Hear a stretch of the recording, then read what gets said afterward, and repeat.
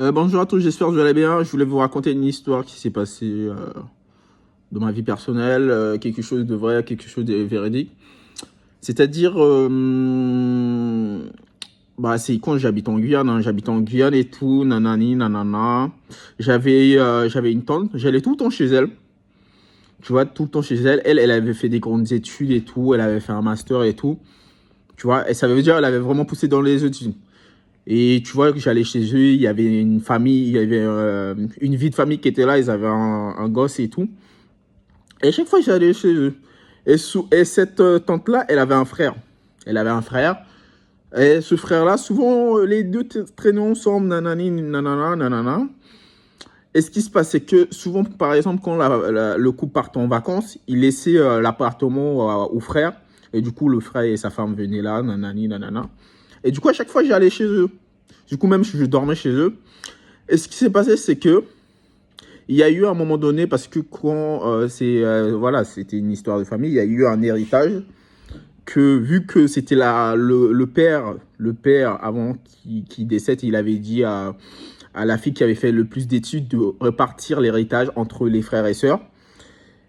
Et du coup, en gros, elle voulait pas trop se mêler de cette histoire-là et elle laissait ça au frère. Et c'est le frère qui lui disait non, il faut partager, non, nanani, c'est lui qui est parti lui chercher les documents.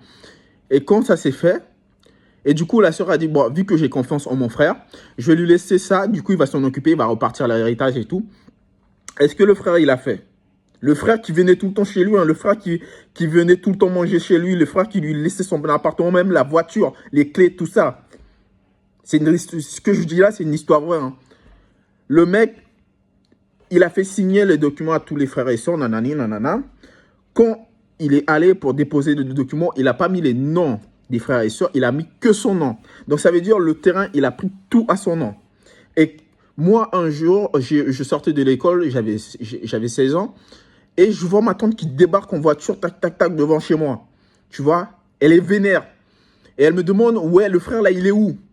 Mais moi, à ce moment-là, je me dis, qu'est-ce qui se passe, tu vois? Et du coup, je vais voir si le frère, il est là, et je lui dis qu'il est là-bas.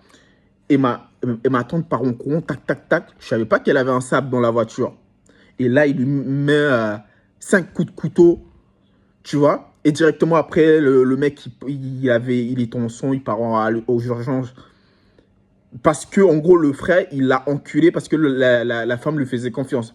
Donc, c'est des histoires qui se passent vraiment dans la vie de tous les jours. Souvent, votre frère est jaloux de vous et vous faites des choses comme ça. Donc, je ne cautionne pas ce qu'elle a fait, la tante, mais faites attention.